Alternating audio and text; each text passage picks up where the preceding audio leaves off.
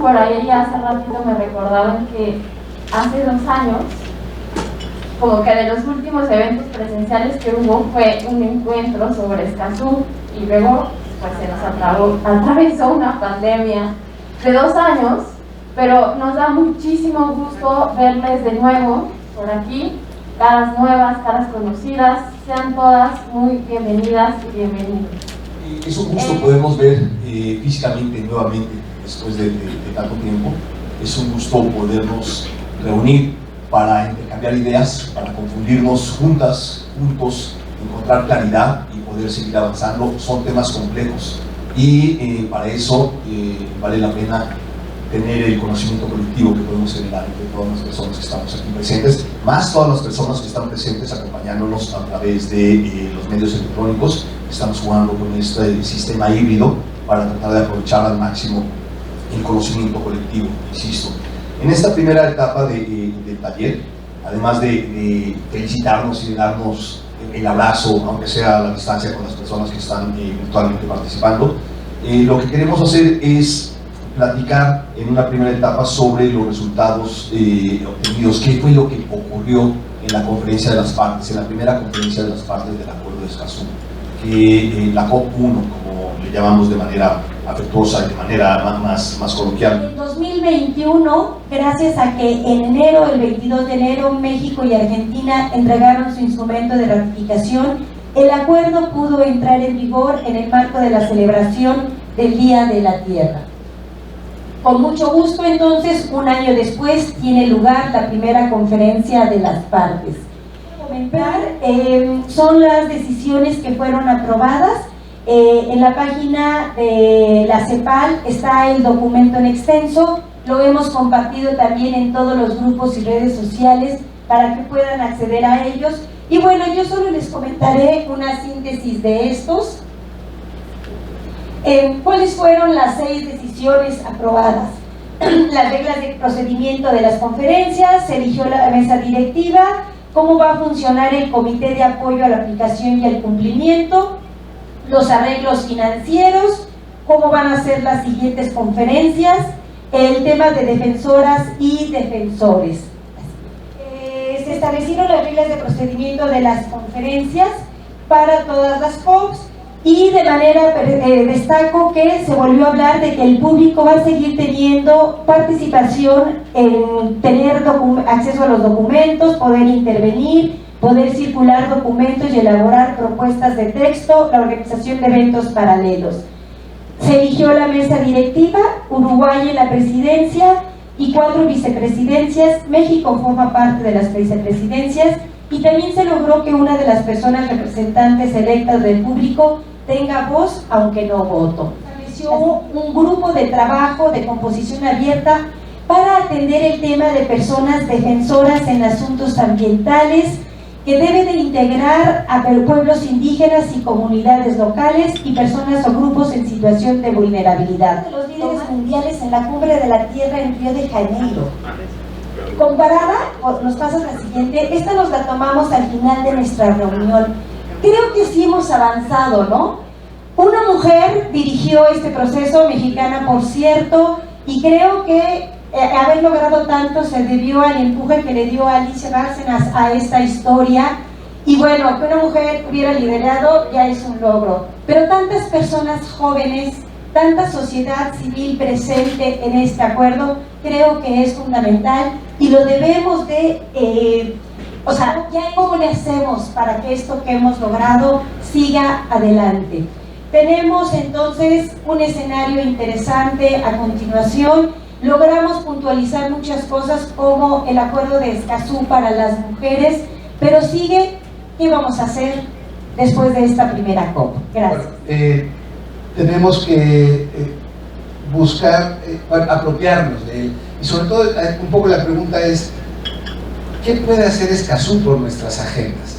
O sea, por ejemplo, si estamos hablando de grupos indígenas, que no hay una referencia explícita, directa en el acuerdo, pero que hay muchas cosas que sí, ¿no? La información para la participación, la información para acceder a la justicia, tiene que estar en lenguas que no necesariamente sea el español, tiene que estar en formatos culturalmente adecuados.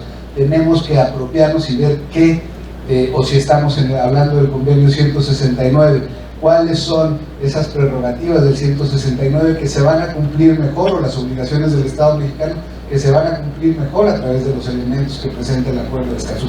¿Qué puede hacer el Acuerdo de Escazú por nosotros, por la pesca allá en la península, en Baja California? ¿Qué puede hacer por los bosques en Michoacán, por los aguacateros? Un poco, porque al final es eso, Escazú se trata de nuestras leyes, de hacer cumplir nuestras leyes en primera instancia. Después viene otro de los acuerdos de la Conferencia de las Partes, va a haber un foro anual de personas defensoras en el marco de la Secretaría del Acuerdo.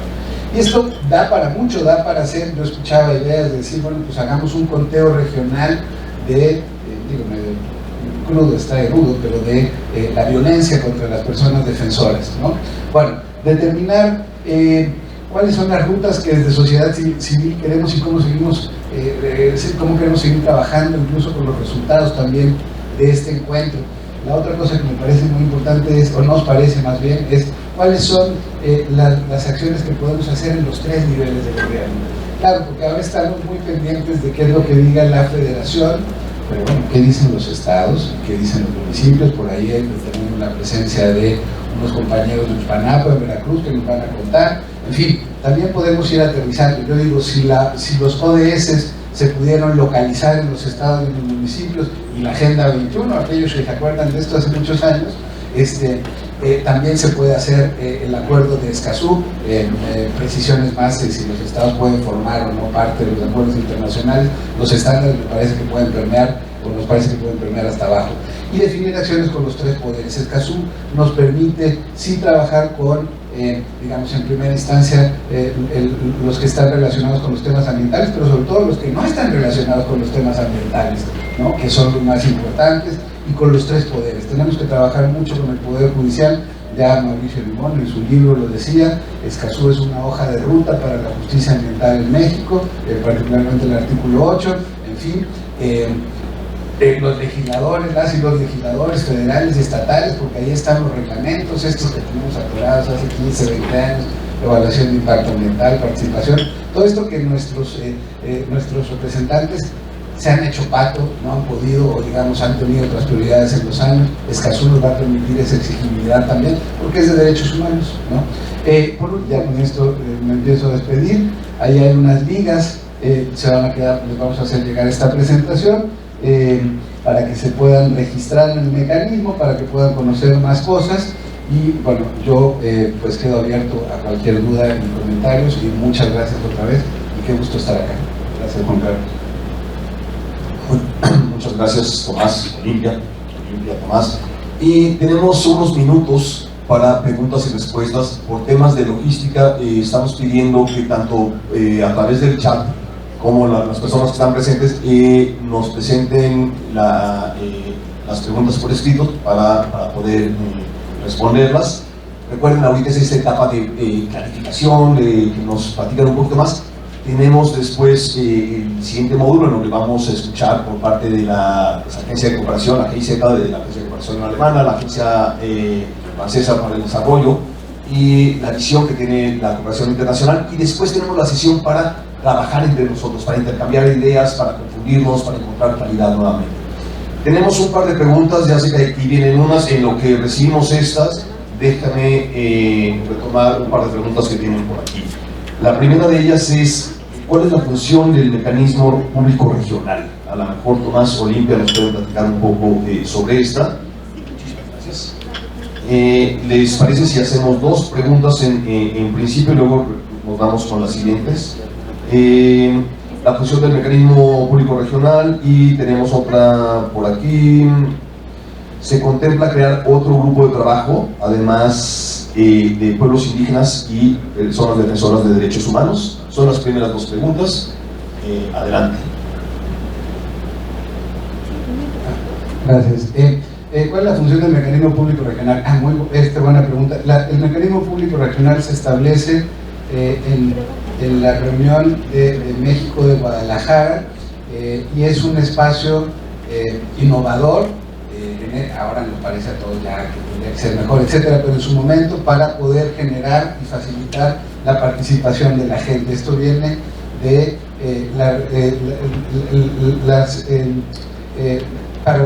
mecanismo para las reglas para la participación del público, y el mecanismo es este espacio donde la gente se puede registrar, recibir información, e inicialmente en los procesos de preparación y negociación se podían recibir las propuestas de los gobiernos, acceder a ellas o te las mandaban, y la gente podía contestar a través de correo con propuestas específicas sobre temas o párrafos propuestos de texto.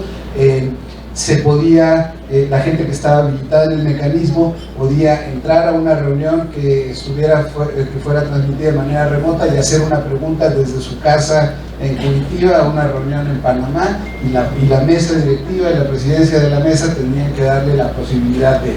Entonces era un espacio de diálogo que se hizo hace 8 años, 9 años, 10 años más o menos, y que permitía esto. Y bueno, y la idea es que siga siendo el espacio donde esté registrado el público. Las acciones de urgente aplicación para reducir los riesgos de las personas defensoras del medio ambiente. El artículo 9 del Acuerdo de Escazú establece esto, y se deben tomar acciones, que se debe generar un contexto adecuado para que estas personas continúen realizando su labor. Es algo nuevo. Estamos tratando de entender, creo que todas las personas que estamos aquí tenemos un particular interés en todo eso, en cómo encontrar claridad en qué tipo de recomendaciones podemos hacer, sobre todo a las autoridades, cuando en un contexto tan complejo como el de hoy en día, muchas veces los riesgos vienen incluso de las propias autoridades. Entonces es realmente difícil, y justo por eso estamos presentando y realizando este tipo de acciones, de talleres, para entre la generación de conocimiento colectivo, generar propuestas que ayuden y que faciliten en este sentido a reducir los riesgos, porque claramente estamos en una situación que es un foco rojo en este sentido. Buenos días a todos y todas. Mi nombre es Aquetzali Arteaga y soy asesora técnica del proyecto Fondo Conjunto México-Alemania de la GIZ México. Bueno, el día de hoy les voy a compartir un par de reflexiones desde la cooperación internacional sobre nuestro papel como cooperación internacional, pero también en general sobre los retos de la implementación del Acuerdo de Escazú en el país. Seguramente ya se repitió bastante en este evento y se seguirá repitiendo, pero bueno, el Acuerdo de Escazú es este instrumento innovador en materia de derechos ambientales. Es una herramienta que nos permitirá acercarnos un poco más al cumplimiento de la Agenda 2030 y que, de ser exitoso, va a poner un piso mínimo para los derechos en asuntos ambientales en la región. Cada país afronta retos particulares. En el caso mexicano les voy a compartir un par de hallazgos que tuvimos el año pasado. Hubo una serie de eventos en conjunto con nuestros socios, el Instituto Mora y la Agencia Francesa al Desarrollo. En estos eventos se platicaron varios retos particulares. Voy a compartir algunos por derecho de manera muy breve. En relación al acceso a la información, si bien el país cuenta con mucha experiencia en el tema y de cierta forma es un referente regional y hasta internacional en materia de acceso a la información, hay varios retos importantes sobre cómo acercar estas herramientas que ya existen a sectores no especializados, cómo combatir la brecha digital, cómo fomentar la difusión a la ciudadanía y grupos minoritarios, y así como llevar este tema general de acceso a la información a lo particular relacionado a los asuntos medioambientales. En el caso de la garantía de acceso a la participación, bueno, hay retos particulares sobre la articulación de la Administración Pública Federal. En estos eventos donde participó sociedad civil, academia, distintos sectores, bueno, se platicó mucho sobre cuánta coordinación y cooperación entre todos los sectores se necesita, cómo se construyen mecanismos de abajo hacia arriba para coordinar la participación y cómo se sensibiliza a los servidores públicos. En el caso del acceso a la justicia, bueno, ahí los retos son bastante amplios, pero bueno, en general se platicó que más allá de una revisión legal de los mecanismos ya existentes, también se necesita la formación de funcionarios, la creación y el uso de indicadores de derechos humanos, identificar y replicar las buenas prácticas, entre otros temas. En general considero que un reto que atraviesa las tres garantías por las que abona el Acuerdo de Escazú va a ser el financiamiento, o es ya el financiamiento de los proyectos y programas que pueden abonar a la implementación. Elaboró un diagnóstico en el cual se identificaron tanto los retos como el contexto o las actividades necesarias para justamente fortalecer la justicia ambiental e impulsar la adecuada implicación y implementación del Acuerdo de Escazú en México. Realmente, como uno de los retos es como garantizar los derechos de acceso ambiental y el derecho a defender derechos humanos. No voy a negar el reto, no es solamente reconocer los mecanismos jurídicos, sino asegurar de su eficacia. Por ejemplo, sobre revisar el marco jurídico de acciones colectivas o las medidas de reparación relativas a los daños medioambientales. A través de esto, sobre todo, es como, y de nuestro lado, trabajar y apoyar y a regresar sobre esto después, sobre el fortalecimiento de las capacidades de las instituciones encargadas de impartir y administrar la justicia, y cómo todos estos operadores públicos del poder judicial y ejecutivo, para que tengan todo el material para poder juzgar justamente conflictos ambientales, y dada la complejidad un poco técnica científica, ¿no? Y respecto a otro punto muy importante es cómo garantizar el derecho a defender derechos humanos ambientales, y aquí viene el punto como un avance muy importante del Acuerdo de Escazú, como en comparación un poco con la Convención de Aarhus, es que aquí este acuerdo abre la oportunidad de trabajar justamente para que los defensores ambientales puedan tener un mejor entorno libre y seguros, sin riesgos e intimidación, para poder hacer su trabajo adecuadamente. Y sobre todo en un contexto donde ellos están a veces objeto de situación que amenazan sus derechos humanos. Así que aquí es cómo poner en práctica de manera efectiva este Acuerdo de Escazú, es buscar como una política pública o medidas que van a reconocer, proteger y promover los derechos de las personas defensoras en el marco de sus actividades de defensa del medio ambiente, digamos. En el componente económico-financiero hay que fortalecer un fondo para la implementación del Acuerdo de Escazú, de lo que se hablaba hace un momento. Y este fondo para la implementación del Acuerdo de Escazú puede venir de los fondos estatales. O sea, en los estados hay fondos ambientales, y esos fondos pueden destinar para proyectos de implementación del Acuerdo de Escazú, o específicamente para su implementación en el ámbito estatal, ¿no? Porque de que baje el presupuesto a nivel nacional, estatal, eso es casi imposible. O sea, lo estamos viendo con las autoridades ambientales y los recortes presupuestales. Si nosotros esperamos esa cascada de recursos del federal a lo estatal, es imposible. Entonces hay que adaptar lo que ya está, reglas de operación de los fondos estatales, ¿sí? En Querétaro ya hay el fideicomiso para la protección de víctimas. Esto es muy importante, ya tenemos un fideicomiso, hay que modificar las reglas, la ley, para que entren los defensores ambientales. Sabemos que está todo este enfoque en materia de derechos humanos y de periodistas, pero ¿por qué es importante ponerle nombre y apellido a las defensoras y defensores en materia ambiental o en asuntos ambientales? Porque están defendiendo un bien colectivo, ¿sí?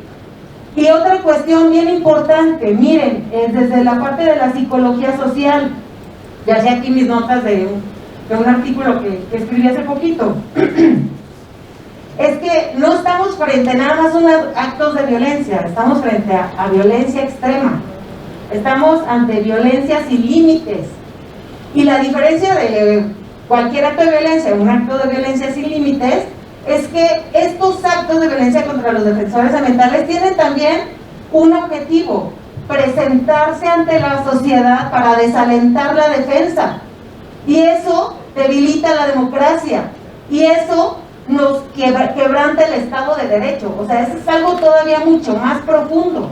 Por eso se le tiene que poner nombre y apellido en todos los instrumentos jurídicos y de política, que son defensoras de derechos humanos y periodistas, claro, pero además ambientales, porque el medio ambiente es, como todos los derechos humanos, interdependiente, indivisible, universal, Y cuando se quebranta el medio ambiente se colisionan otros derechos.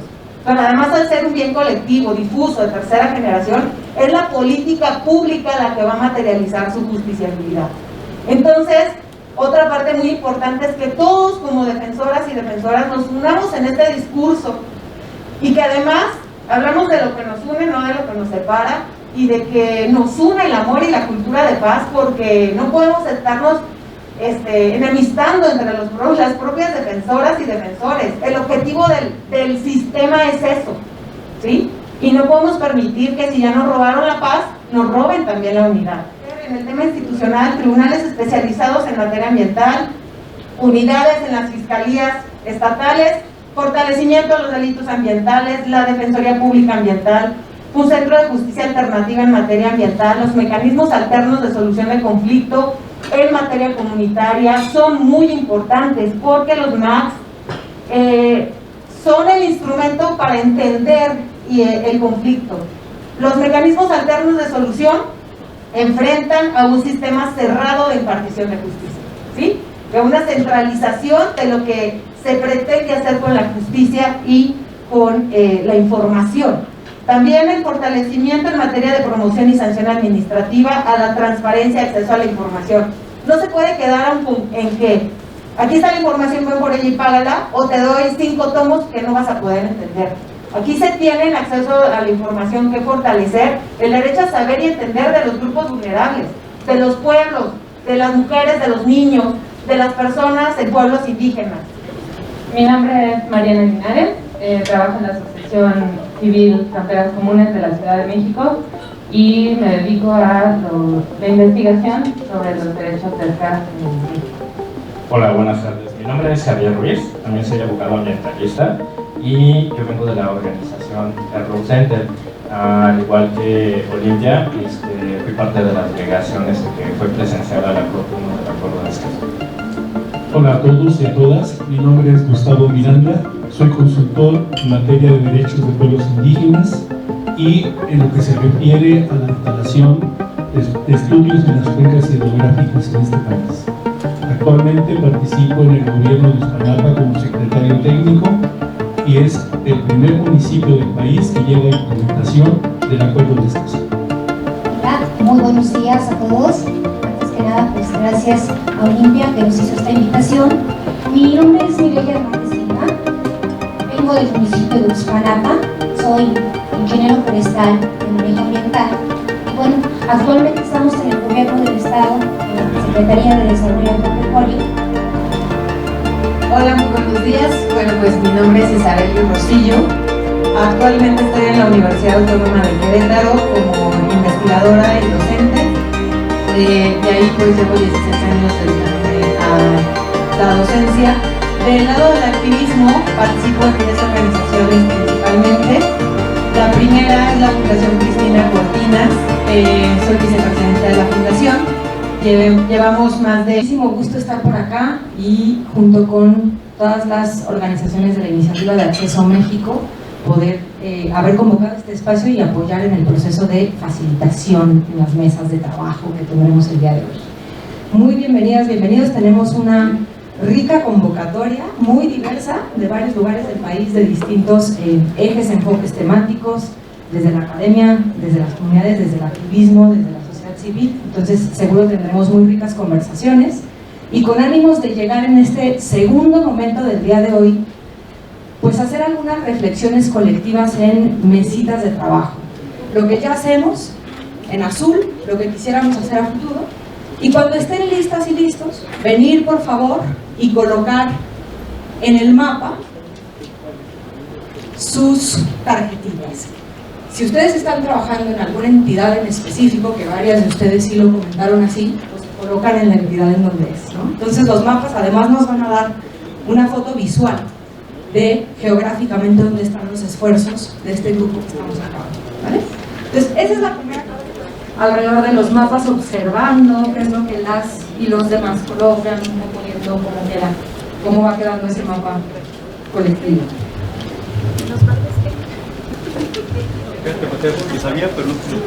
Los últimos que nos faltan, vengan, coloquen sus papelitos por acá.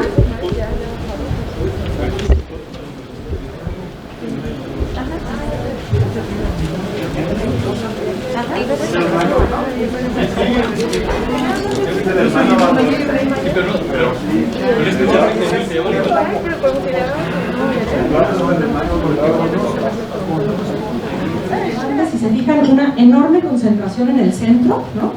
En el centro del país de acciones, varias también en la parte sureste, y el norte también tiene varias, norte-noroeste, ¿no? Tiene varias actividades. Pero sí tenemos toda una franja aquí medio central que está medio vacía. Eso nos dice que tenemos que ver, que nos está faltando una representación aquí en esta reunión, creo, porque estoy segura que acciones debe haber un montón. Otras acciones por acá tenían que ver con capacitaciones a ciertos sectores del funcionariado público. Se mencionaban varias por judicial, por ejemplo, ¿no? Para avanzar en mecanismos de justiciabilidad.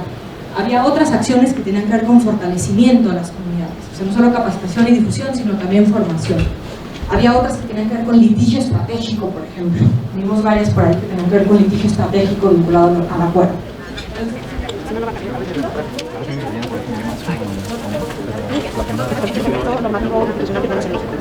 Entonces, pues adelante, para esta pregunta tenemos 20 minutos. Pues, las preguntas que nos pusieron son esas. ¿Qué nos llamó la atención? Entonces, yo les dejo la pregunta abierta. ¿Qué nos llamó la atención del panel? Y reacciones sobre estas acciones tributarias para aproximadamente su implementación. Y yo voy a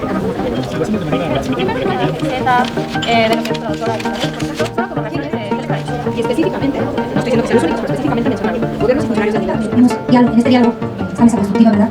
Pues tuvimos muchas reacciones de esta primera pregunta que hace rato nos comentaba que nos llaman. Una pregunta que tenía que ver con el papel de las organizaciones de la sociedad civil.